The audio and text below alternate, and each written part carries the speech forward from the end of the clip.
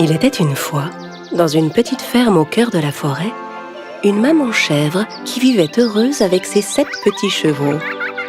Les 7 chevreaux étaient tous adorables, on aurait dit de petites peluches. La maman chèvre, comme toutes les mamans, aimait ses petits de tout son cœur. Elle les protégeait des animaux sauvages de la forêt. Un jour, avant de quitter la maison pour aller chercher de quoi manger dans les bois, elle fit venir ses petits chevreaux auprès d'elle. « Mes chers petits, je vais dans la forêt. N'ouvrez la porte à personne. Si le loup parvenait à entrer, il ne ferait de vous qu'une bouchée. Il est très rusé. Il est capable de prendre toutes sortes de déguisements pour vous tromper. Alors, comment est-ce qu'on va le reconnaître? Le loup a une grosse voix. Moi, j'ai une voix douce. Vous le reconnaîtrez tout de suite à sa grosse voix. » La mère s'apprêtait à partir quand elle se rappela autre chose. Elle se tourna vers ses chevreaux. « Ah, encore autre chose. Les pattes du loup sont noires. Les miennes sont blanches. Vous pouvez le reconnaître à ses pattes. » « Ne t'en fais pas, maman. On sait se protéger, tu sais. Tu peux compter sur nous, maman. » La mère embrassa chacun de ses petits et partit dans les bois. Mais le loup les avait épiés de loin. Quand il vit la chèvre partir, il attendit un instant. Puis il s'approcha de la maison et frappa à la porte.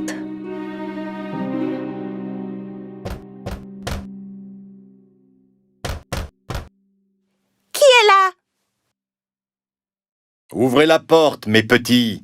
C'est votre maman, je vous rapporte de la bonne nourriture. Mais les chevreaux reconnurent immédiatement la grosse voix du loup. Sans ouvrir la porte, ils crièrent « Tu n'es pas notre mère! Sa voix est belle et douce. Toi, tu as une grosse voix. Tu es le loup, on le sait, on ne se laissera pas avoir. » Le loup était furieux de ne pas avoir réussi à duper les chevreaux. Il alla acheter un morceau de craie dans un magasin et le mangea. Avec la craie, sa voix paraissait plus douce. Il retourna à la maison des chèvres et frappa à la porte. Cette fois, le loup parla de sa plus douce voix. « Mes chers petits, ouvrez la porte, c'est moi, votre maman. Je rapporte de la forêt de la bonne nourriture pour vous tous. » En entendant la voix adoucie du loup, les petits chevreaux pensèrent qu'il s'agissait bien de leur mère cette fois-ci. Mais avant d'ouvrir la porte, l'un d'entre eux cria « Non, attendez, regardons d'abord ses pattes sous la porte. » Évidemment, quand les petits regardèrent sous la porte, ils virent les grosses pattes noires du loup. Ils s'écrièrent à nouveau sans ouvrir « On ne t'ouvrira pas la porte. Les pattes de notre mère ne sont pas noires comme les tiennes. Elles sont blanches. Tu es le méchant loup. » Encore plus en colère, le loup s'éloigna. Cette fois, il se rendit à la boulangerie. Le boulanger fut très surpris de voir le loup arriver chez lui. Eh oui, je suis devenu végétarien. Désormais, je mange des pâtisseries. Vous auriez un peu de farine, s'il vous plaît? Le loup sortit de la boulangerie avec un sac de farine sous le bras. Quand il arriva près de la maison, il ouvrit le sac et versa la farine sur ses pattes. Ses pattes étaient maintenant toutes blanches. Le loup rusé vint frapper à la porte pour la 3e fois. « Mes chers petits, ouvrez la porte, c'est votre maman. Je rapporte de la forêt de la bonne nourriture pour vous. » « Montre-nous d'abord tes pattes, pour qu'on sache si tu es notre mère. » Le loup montra ses pattes couvertes de farine. Voyant les pattes toutes blanches, les chevreaux pensèrent que c'était leur mère et ouvrirent la porte. Et que virent-ils alors? Le loup se tenait là, juste devant eux. Les pauvres chevreaux ne savaient plus quoi faire. Ils se mirent à courir dans tous les sens en hurlant. Ah! Ah! Vous perdez votre temps. Je vais tous vous attraper. Un petit chevreau se cacha sous la table. Le 2e se glissa dans un lit. Le 3e sauta dans le poêle.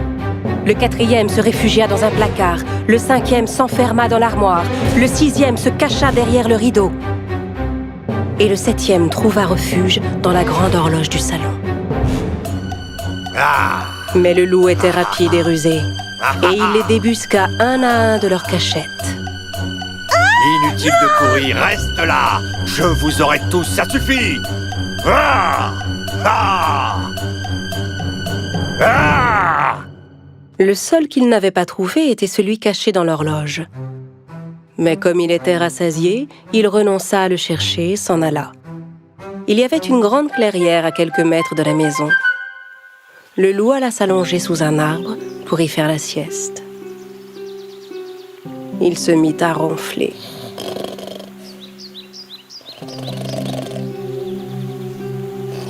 Peu de temps après, la maman chèvre rentra chez elle. Dès qu'elle vit la porte ouverte, elle sut qu'il était arrivé quelque chose et se précipita vers la maison. Oh, mes chevreaux! Oh! En entrant dans la maison, elle fut prise d'un choc. Les tables et les chaises étaient renversées, les rideaux arrachés, les lits sans dessus-dessous, les draps et les oreillers traînaient par terre. La mère chercha ses petits chevreaux partout, mais n'en trouva aucun. Alors elle commença à les appeler un par un. Aucun ne répondait. Quand elle appela enfin le dernier nom, elle entendit répondre une toute petite voix. « Je suis là, dans l'horloge de grand-père !» La chèvre se précipita sur l'horloge de grand-père et délivra son petit. La maman serra son chevreau contre elle. Le petit lui raconta toute l'histoire en pleurant. Le loup est venu déguisé, on a cru que c'était toi, alors on a ouvert la porte. Le loup a dévoré tous mes frères et sœurs.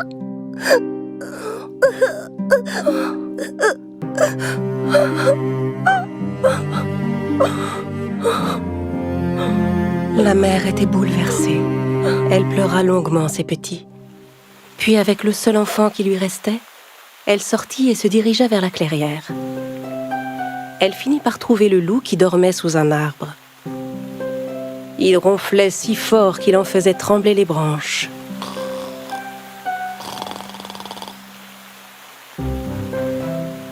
La chèvre observa le loup un instant.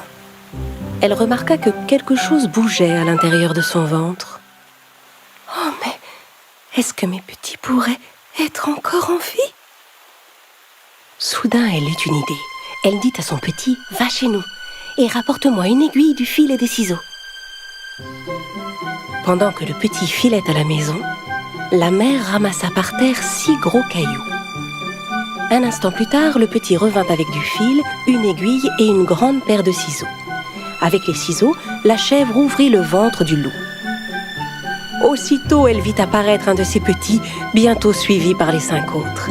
Ils étaient tous sains et saufs. La maman avait enfin retrouvé la joie, et les petits se serrèrent contre elle avec bonheur.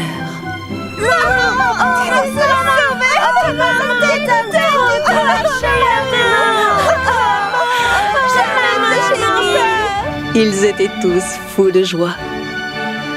Mes petits chevreaux, vous êtes là.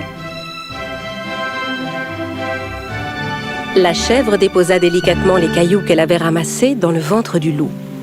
Puis elle recousit le ventre avec le fil et l'aiguille. Le loup dormait si profondément qu'il ne sentit rien. Il ne bougeait même pas. La maman et ses petits s'enfuirent rapidement. Quand il se réveilla, le loup se leva. Il avait mal au ventre. Il se dit qu'il avait dû manger trop de petits chevreaux. Et comme son ventre était plein de pierres, il avait très soif. Il alla à la rivière pour boire de l'eau. Mais tandis qu'il marchait, les cailloux se heurtaient les uns contre les autres. J'ai le ventre tellement plein et lourd. C'est comme si les chevreaux étaient tous devenus des pierres. Il voulut se baisser pour boire à la rivière. Mais les pierres étaient tellement lourdes qu'il perdit l'équilibre et tomba dans l'eau. Oh, oh, à l'aide! Vite, quelqu'un! Au secours, je me noie! Venez m'aider! Oh! Il avait beau appeler à l'aide, personne ne vint le secourir. Ne pouvant supporter le poids de ses cailloux, il finit par s'enfoncer dans les profondeurs de l'eau. Alertés par les cris, la chèvre et ses petits accoururent à la rivière. Oui, le loup est mort! Le loup est mort! Youpi! Bien rappelé, méchant loup! Main dans la main, ils se mirent à sauter et à danser tous ensemble. À partir de ce jour, la chèvre et ses petits vécurent heureux et en paix dans leur petite maison au cœur de la forêt. Il était une fois 3 petits cochons qui vivaient avec leur mère dans une petite maison. Le temps était venu pour eux de quitter la maison et d'apprendre à vivre seuls. La mère fit venir ses 3 petits cochons auprès d'elle. « Mes chers petits, vous êtes devenus grands maintenant, il faut partir et découvrir le monde.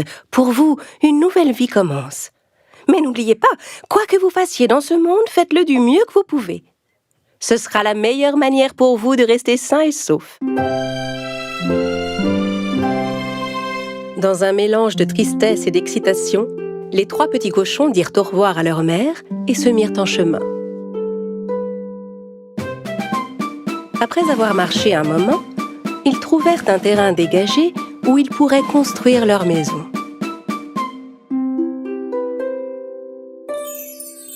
Le plus jeune des cochons décida de construire sa maison en paille.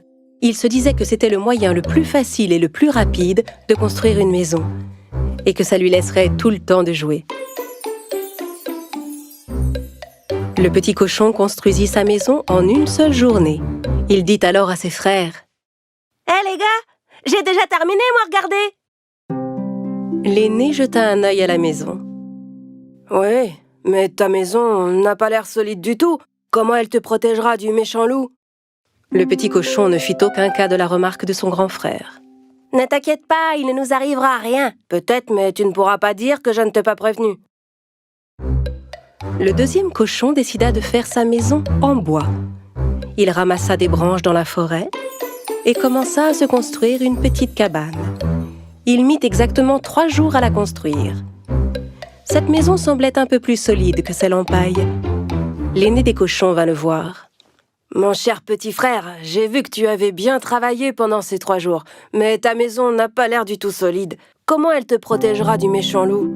Le cadet répondit à son frère: « Ne t'en fais pas, cette maison est vraiment sûre. » « Peut-être, mais tu ne pourras pas dire que je ne t'ai pas prévenu. » Pendant que les 2 plus jeunes petits cochons s'amusaient et se reposaient dans leur toute nouvelle maison, l'aîné, lui, ne cessait de travailler. Il avait entrepris de construire sa maison en pierre et en briques. Ses 2 petits frères ne voyaient pas l'intérêt de faire autant d'efforts. Ils passaient leur temps à jouer et à se distraire.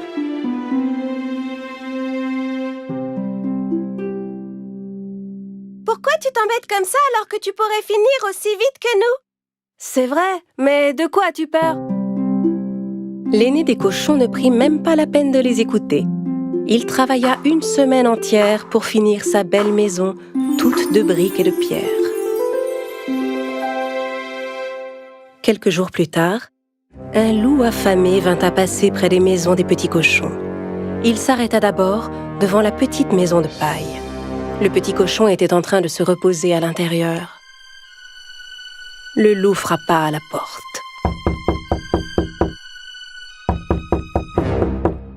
« Ouvre cette porte et laisse-moi entrer. Sinon, j'inspirerai à fond, gonflerai mes poumons et soufflerai ta maison. » « Tu ne peux rien me faire. Ma maison est bien assez solide. » Alors le loup inspira à fond, gonfla ses poumons et souffla la maison. Heureusement, le petit cochon réussit à s'échapper. Il courut aussi vite qu'il put jusqu'à la maison en bois de son frère. Il frappa à la porte. Quand son grand frère vint lui ouvrir, le petit cochon se précipita à l'intérieur de la maison. « Ferme la porte ou le loup va entrer. » « Ne t'inquiète pas, il ne peut rien nous faire dans cette maison. » Au bout de quelques instants, le loup arriva devant la cabane du deuxième cochon et lui cria: « Ouvre cette porte et laisse-moi entrer. Sinon, j'inspirerai à fond, gonflerai mes poumons et soufflerai ta maison. » « Tu ne pourras jamais souffler ma maison. » Alors le loup inspira à fond, gonfla ses poumons et souffla la maison.